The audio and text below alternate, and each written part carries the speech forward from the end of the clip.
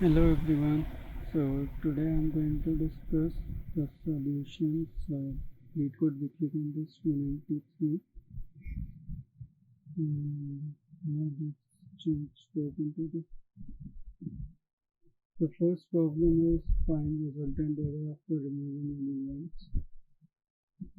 In this problem we are given an array of words and we need to return words after performing all operations. An operation. So what does an operation do? So an operation just combines two adjacent anagrams into one and deletes the other one. So we can perform the operation as long as we can select an index associated as having an adjacent anagram. So for the given test cases, the example test cases,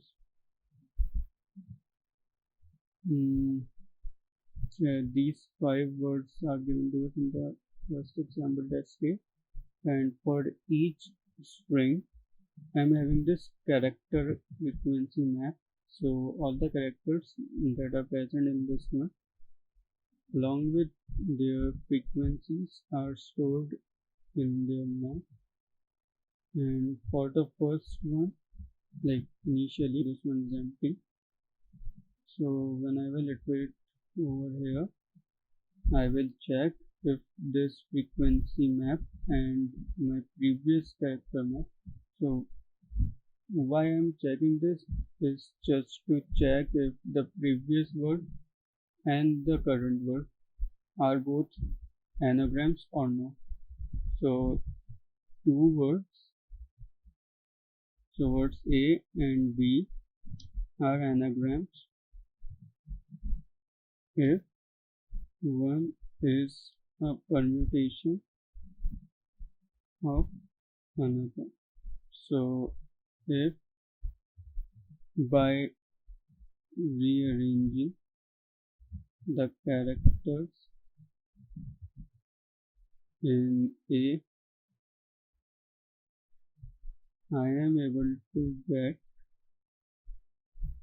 B, then A and B are anagrams. So in that way, if A, B, B, A and B, A, B, A, if I somehow rearrange the characters present in this one and make this string, then both of these are anagrams. Okay, so as you can see that I can successfully convert this into this by rearranging its characters. And yeah, so if the character frequency map is same, then both are anagrams. Like there is some way to rearrange the characters present in the string to make it full to the second. So since this one and this one both are not equal, so I will say that in the answer vector I will have one string as this one because it was not present and it is different than the last word, but this one is equal to the last one. So now this previous has become equal to this.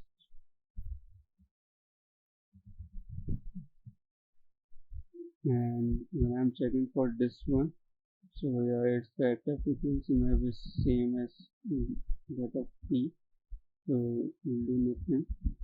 But for CD the character frequency map is different, so I will choose P and add CD to my answer. And yeah, this CD is same as the previous one, so we will not do anything. And this way I find out the answer and return it. So let's look at the code. So this one denotes the character frequency map of the last word. Then this is the answer vector that I am returning here, and here I am just finding out. I'm just preparing the character frequency map for each string and checking if it is equal to the previous one or not. If it is equal to the previous one, then I'm doing nothing, and if it is not equal, then I'm adding the current string to the answer and setting the previous one equal to the new one. Yeah, so this is, I think, a very simple problem, and most of you will be able to get. Now the second problem is maximum consecutive float without special floats, in which we need to return the maximum number of consecutive floats without a special float. So Alice manages a company and has rented some floors of a building as office space. Alice has decided some of these floors should be special floors used for relaxation only. So we are given two integers, bottom and top, which denotes that all the floors from bottom to top are rented, and there are some special floors which will be used for relaxation. So in the first test case, the first example test case,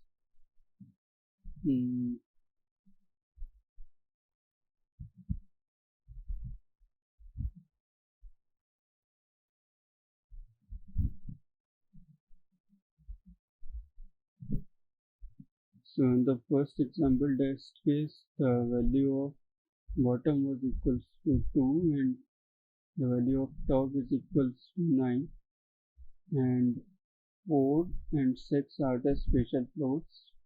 I have written SP to denote special float, and we need to find out the maximum consecutive number of floats that are not special floats and are rented. So as you can see here that in this case, so 2 and 3 will be one choice, and 5 will be one choice, and 7, 8 and 9 will be one choice. So the maximum consecutive number is 3 in this case, and this is the answer. So this one it is 61 and this one is 6. So 3 is the answer. Now how to get to there, because if we start making this array like this, then the length of this array could be 10 to the power 9, right? The constraints does not allow us to create an array like this, but instead we can use a map. So if we use a map, then we'll be storing only the values if it is either a spatial one or it is one of the top or the bottom one. So yeah, if there is no spatial one, no spatial float, then I will just return all the floats that are rented. Otherwise I will create a map, and so my implementation, like the way I have implemented the code, requires me to add increase the value of top by 1. So this way, instead of marking 9, I will mark 10 as top. I will shift it by one place, and then it will be easier to check in this loop. Here I am marking out all the special floats, and this is the previous one. So yes, same as I have marked the top float, I will shift the bottom float as well by 1. Like I will decrease its value by 1. For the top I have increased because like this top, the 10th floor is also included is not included, but the ninth floor is included to our answer. Like it can be part of our answer. Similarly, 2 can also be a part of our answer. So I am making bottom and top point to the floors. That cannot be our answer. And here, if some spatial floor is ahead, is like, oh, so I added this condition, but it is of no use. So like that condition was saying if the spatial floor is ahead of this top value, then return, or this will just break the loop. And if this spatial floor is before this bottom value, then continue looping. But we didn't see the constraints carefully. The constraints say that the spatial floor has to be between the top and bottom value. And at the end, I am just updating the value of answer if it is less than the current consecutive number of floors without a spatial floor. Just a minute. This one was also a good problem, but I think a similar kind of problem was asked in the yesterday's bi-weekly contest also. So yeah, I think it is a good problem. Now problem 3, largest combination with bitwise and greater than 0. Well, I don't know if it is a good problem or not, but for me it was very simple. So we just need to return the size of largest combination of candidates with a bitwise and greater than 0. And so we need to divide the given numbers into some groups and take the bitwise end of the numbers. If that end is greater than 0, then that group is basically good, and we just need to find out the largest group, like the length of the largest group, such that the bitwise end of its element is greater than 0. So in the first example test case, the size is 4. So the intuition for this problem is that it doesn't really matter what the final value of the bitwise end of a particular group is going to be. The thing that the problem is saying is that the bitwise end must be greater than 0. Where is it? Should be greater than 0. So if a number is greater than 0, then it must have at least one set bit, right? So if it is having a set bit, then it will be greater than 0 for sure. Now, how many set bits can be there? Since the value of a number is at max 10 to the power 7, and the log of 10 to the power 7 is just 23.2, so the C value is 24. So there cannot be more than 24 set bits. So why not just check for each set bit? So like if I am having this square, I will convert it into its binary representation.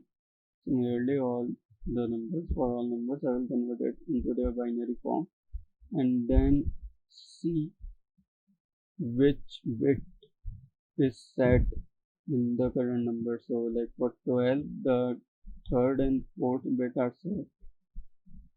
For 14, second, third and fourth bit are set, and so on. In this way, I will find out, like for the first bit, how many numbers are there such that their first bit is set. So it turns out only 2 numbers are there such that their first bit is set.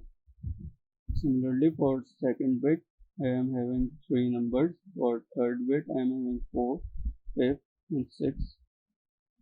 For all those I am having 4 numbers, and for 6th and 7th I am having 1 number.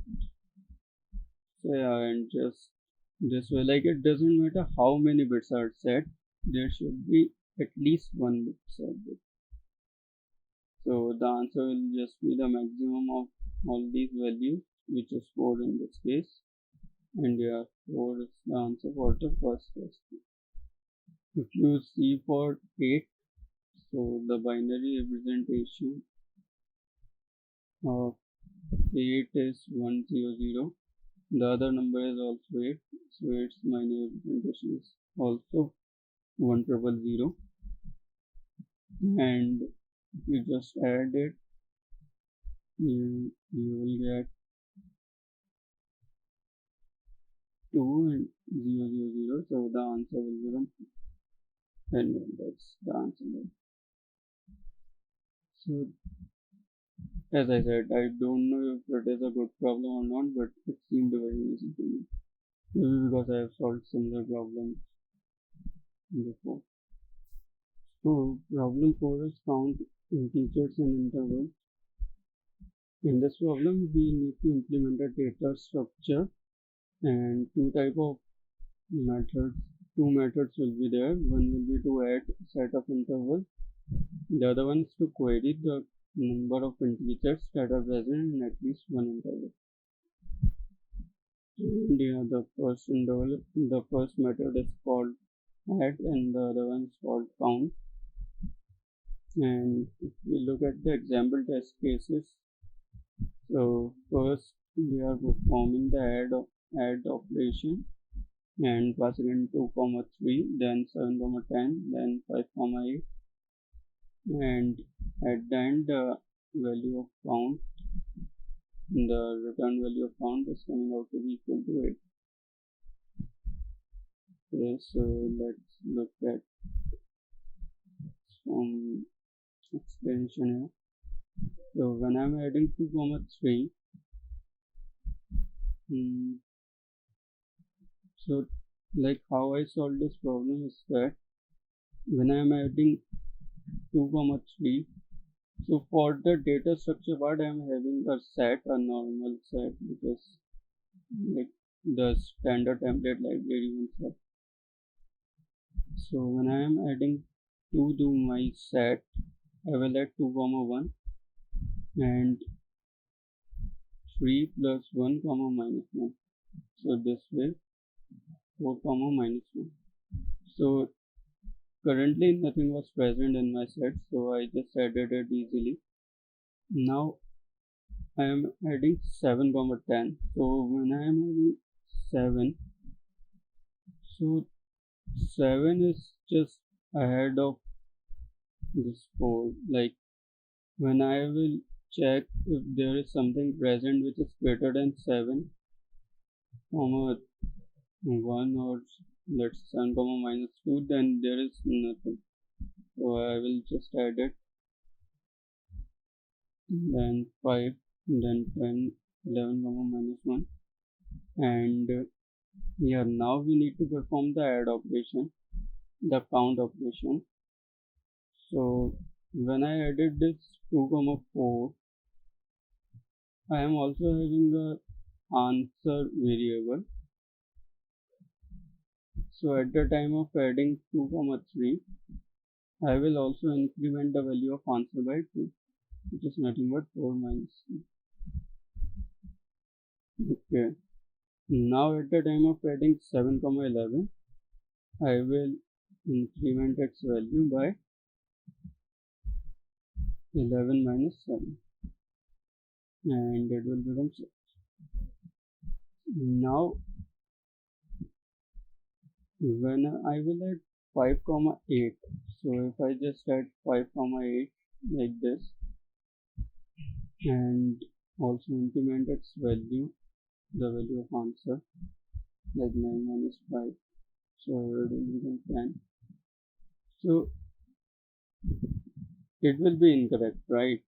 Because I am already having the numbers from being 7, 11, 7, 10. and I am adding 5 comma 8, so like 7 and 8 are added twice to my answer.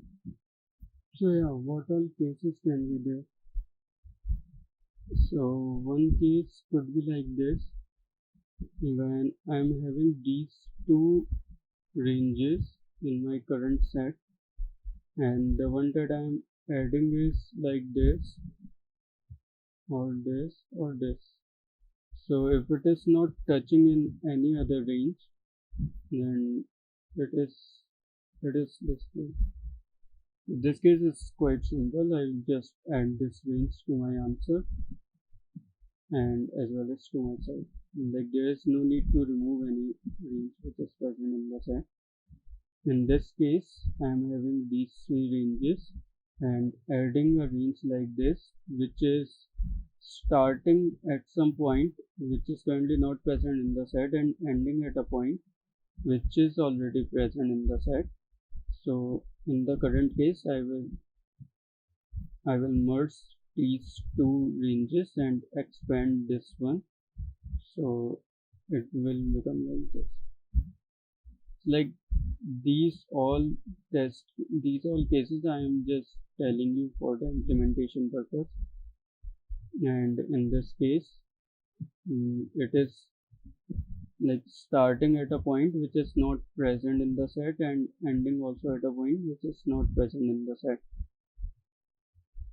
and starting at a point which is present in the set and also ending at a part which is also present in the set, but the values in between are not present in the set. So this case will require merging these two ranges, and in this case, like it is starting at some point which is present but ending at a point which is not present, so it will just require the expanding it to the right.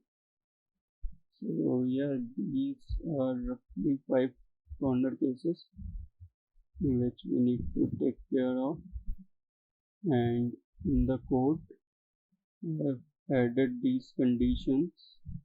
So like if it is a simple case, then I am handling it here, just adding to the answer, and these 4 if conditions are for the case when something like this is happening. And yeah, so if some range need to be removed, like this range need to be removed and the expanded one will be inserted, so all such ranges will be removed. So this loop, and at the end, whenever count method is called, I will just return the value of local variable answer. So yeah, this problem can also be solved in unlog time. And the implementation thing, like I cannot explain the whole code to you, but I think I have explained through this drawing, like what approach I followed to solve this problem. So yeah, that's it for this video, and I will see you in the next one. Bye.